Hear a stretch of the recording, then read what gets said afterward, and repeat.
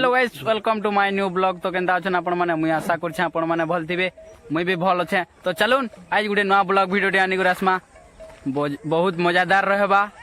तो चलून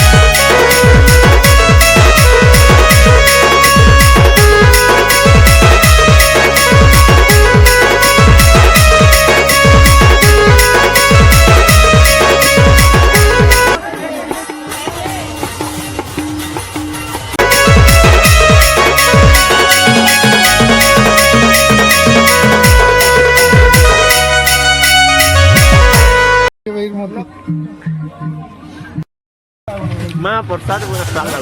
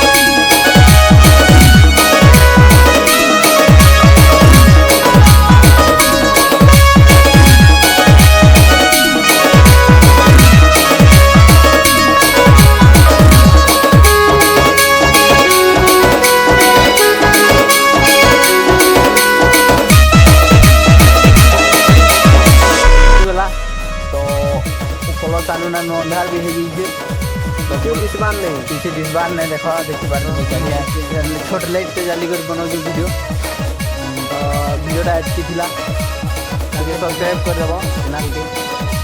भाई ये सपोर्ट करो सपोर्ट करबा पड़े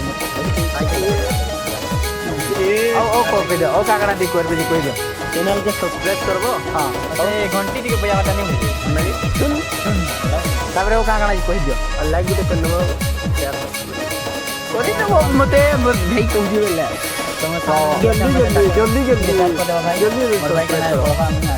तुम्हें तुम सपोर्ट देव बोले ये ओटीपीटा ओटीपी आके तो मजादार ब्लॉग भी आवा इंदा करबार नो तो वीडियोटा वेट करो तो वीडियोटा एतकी थिला तो थैंक्स फॉर वाचिंग